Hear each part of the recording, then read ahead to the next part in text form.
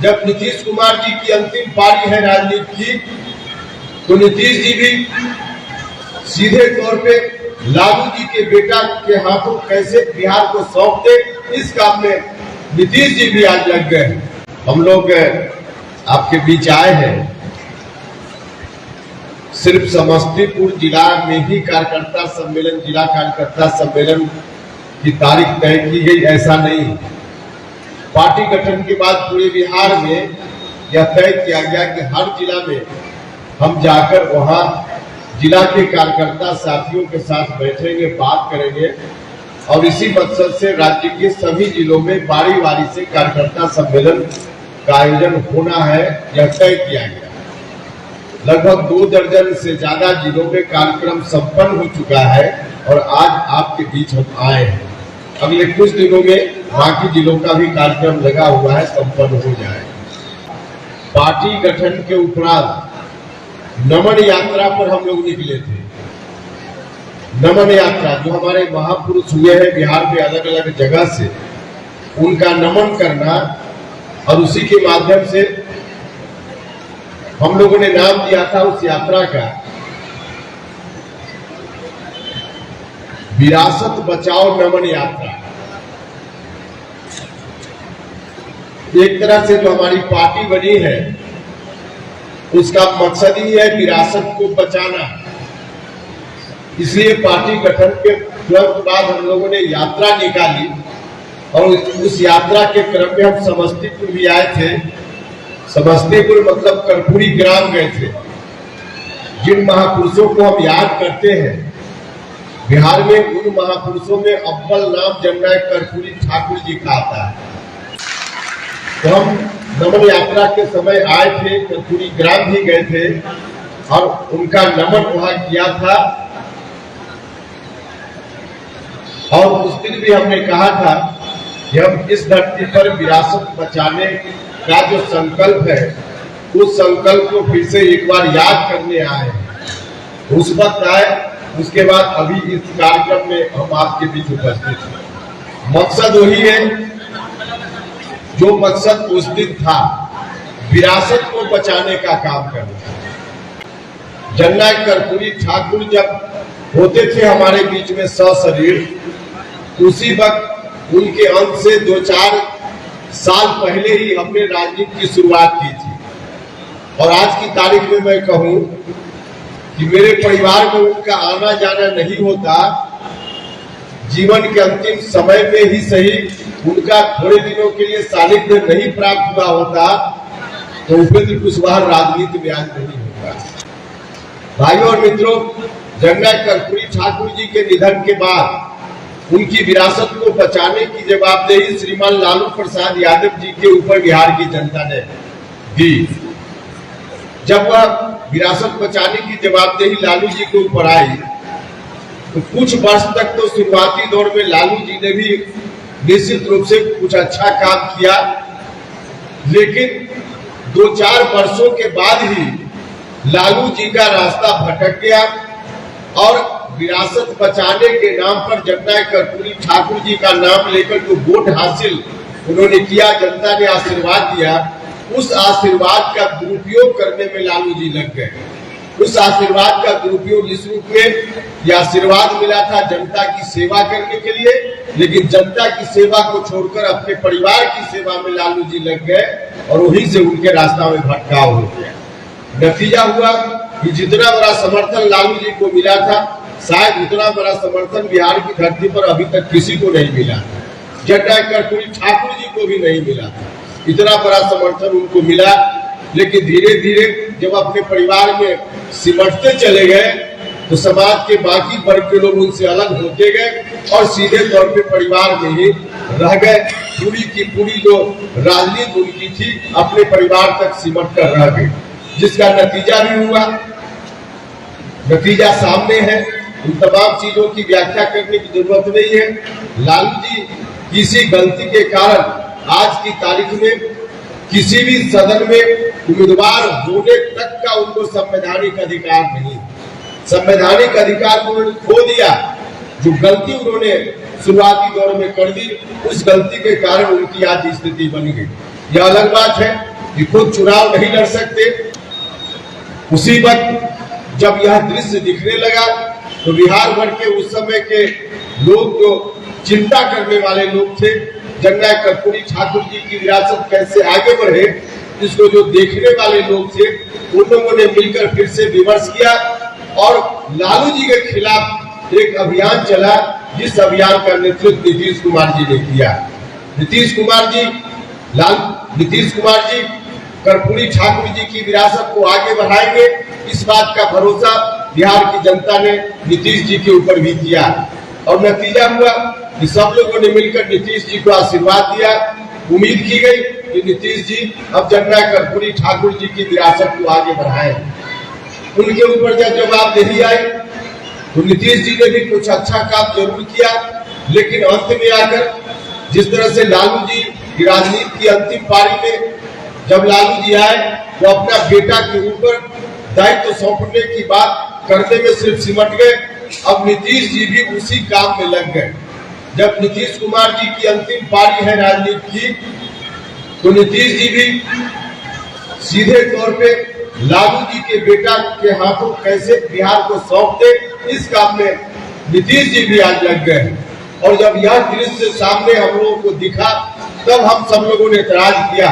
हम लोग तो गए थे नीतीश जी के साथ अपना सब कुछ कुर्बान करके राष्ट्रीय लोक समता पार्टी, जिसको इतनी मेहनत के साथ सब लोगों ने बनाने का काम किया था, उसको बर्बाद करके कुर्बान करके हम नीतीश जी के साथ चले गए थे हम लोग। और तब वहीं से फिर से एक बार हम लोगों का रास्ता अलग हुआ। भाइयों और मित्रों, हम कहने आए हैं आज राष्ट्रीय लोक जनता दल कोई नई पार्टी नहीं है। राष्ट्रीय लोक जनता दल जो राष्ट्रीय लोक समता पार्टी उस समय चल रही थी, उसी राष्ट्रीय लोक समता पार्टी का नया संस्करण है, उसका दूसरा नाम है राष्ट्रीय लोक जनता दल। तो राष्ट्रीय लोक समता पार्टी का भी नया संस्करण है और साथ ही साथ यह पार्टी जनता दल यूनाइटेड का भी विकल्प है। जनता दल यूनाइटेड का भी विकल्प आगे आने वाले दिनों में इसी पार्टी को बनना है, राष्ट्रीय लोक जनता दल को बनना है।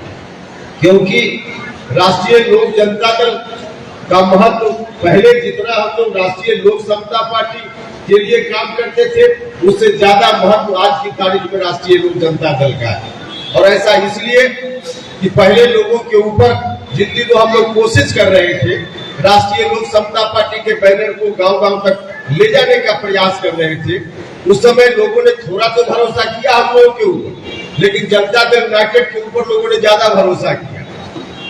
क्योंकि जनता दल यूनाइटेड लोगों को लगता था, खास करके जो गरीब गुरबा लोग हैं, पिछड़ा अति पिछड़ा समाज, दलित महादलित समाज के लोग हैं, उनको लगता था कि राष्ट्रीय जनता दल के लोग गांव में लोगों के ऊपर अगर घर ढाने का काम करेंगे, लोगों को परेशान करने का काम करेंगे, क्योंकि राष्ट्रीय जनता दल के लोग आदतन इस काम के लिए जाने जाते हैं। राष्ट्रीय जनता दल के लोग हमेशा से गांव में लोगों को तंग करना, तबाह करना, आतंकित करना और इसी के माध्यम से आतंक और पाखंड राज चलाना, राष्ट्रीय जनता दल के लोग यही करते रहे। उस वक्त लोगों को लगता था कि राष्ट्रीय जनता दल का जब यह कहर आएगा तो जनता दल यूनाइटेड हमको बचाने का काम करेगा। और निश्चित रूप से उस वक्त जहां कहीं भी राष्ट्रीय जनता दल की ओर से उस तरह की बात की जाती थी, तो एक छतरी बनकर जनता दल यूनाइटेड बचाने का काम करता था। आज की तारीख में नीतीश कुमार जी के निर्णय के कारण जनता दल यूनाइटेड बिल्कुल समाप्ति के कगार पर है। यह पार्टी आगे नहीं चलने वाली है। वो इस स्थिति में कोई न कोई एक दल बिहार के गरीब लोगों के लिए, पिछड़ा अति पिछड़ा समाज, दलित महादलित समाज या किसी भी जाति धर्म के जो गरीब लोग हैं, जिनको न्याय चाहिए, न्याय से वंचित लोग हैं, उनके लिए कोई न एक कोई पार्टी चाहिए जो पार्टी छतरी का काम कर सके जनता दल यूनाइटेड की तरह। और अब आगे आने वाले दिनों में छतरी का काम यही राष्ट्रीय लोक जनता दल करने वाला है। इसलिए जनता दल यूनाइटेड का विकल्प भी यह पार्टी है। भाइयों और मित्रों, जिस समय नीतीश कुमार जी से हम लोग का अनुबंध शुरू हो गया था, उस समय हमने कहा नीतीश जी कि नीतीश जी उपेंद्र कुशवाहा का चेहरा पसंद नहीं है, कोई बात नहीं, लेकिन जिन लोगों ने समता पार्टी जब बनी संघर्ष के दिनों की शुरुआत 1994 में और शुरुआती दौर में जिन लोगों ने आपको सबसे पहले बैठने की जगह दी, बाद में चलकर तो यह बात ठीक है कि सब लोगों ने, समाज के सभी वर्ग के लोगों ने साथ दिया, चाहे दलित परादलित हो, पिछड़ा अति पिछड़ा हो, लघु समाज के लोग हो, अल्पसंख्यक समाज के लोग हो, सवर्ण जात के भी जो लोग हो हैं, सब लोगों ने मिलकर साथ दिया। तब नीतीश कुमार जी 2005 में बिहार में मुख्यमंत्री की कुर्सी पर बैठे थे।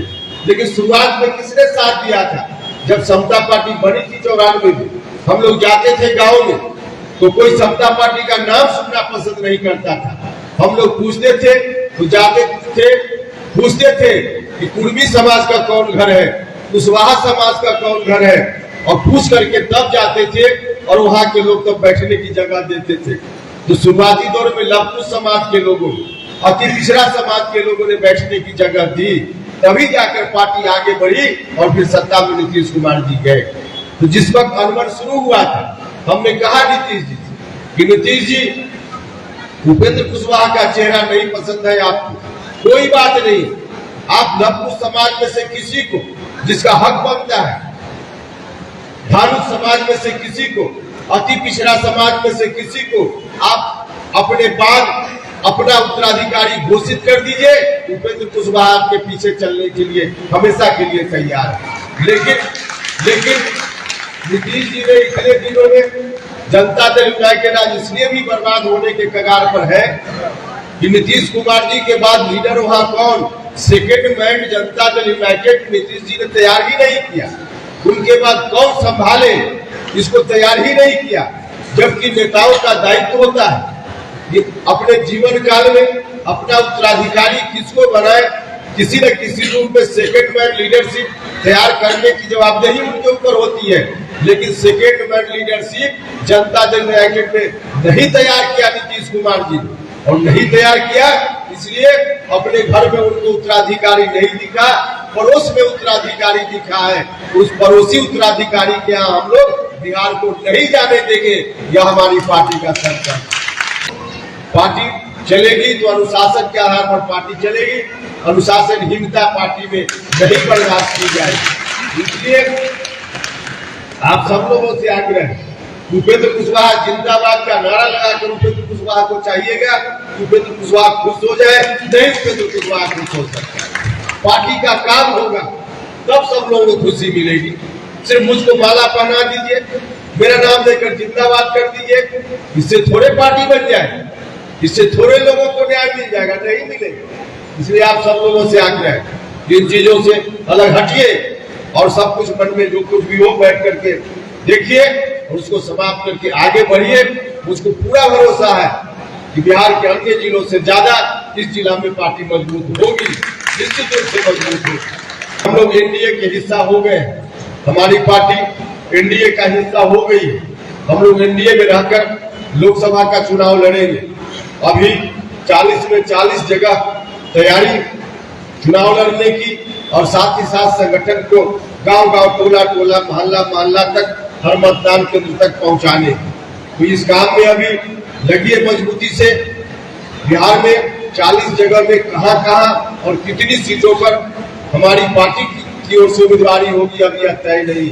हम तय करेंगे तब आपको बताएंगे कि कितनी सीटों पर हमारी पार्टी की ओर से उम्मीदवारी होगी और कितनी सीटों पर गठबंधन की ओर से और पार्टी की उम्मीदवारी होगी।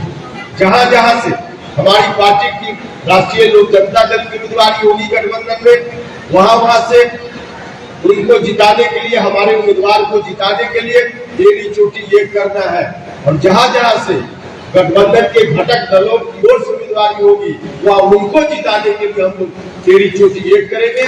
और बिहार में 40 में 40 लोकसभा क्षेत्रों में एनडीए की जीत कैसे सुनिश्चित हो, इस काम में हम सब लोग लगे हुए हैं, आगे भी लगे रहेंगे। और मुझको पक्का भरोसा है इन इलाकों से एनडीए की जीत निश्चित होगी लोकसभा चुनाव में। तो आप सब लोग मिलकर इस काम में लगिए, संगठन का काम कीजिए और कोई किसी तरह की परेशानी हो तो हम लोगों से बताने का काम कीजिए। इन्हीं शब्दों के साथ फिर से आप सभी लोगों का जो इस कार्यक्रम में सब लोगों ने शिरकत की, सभी लोगों का मैं हृदय से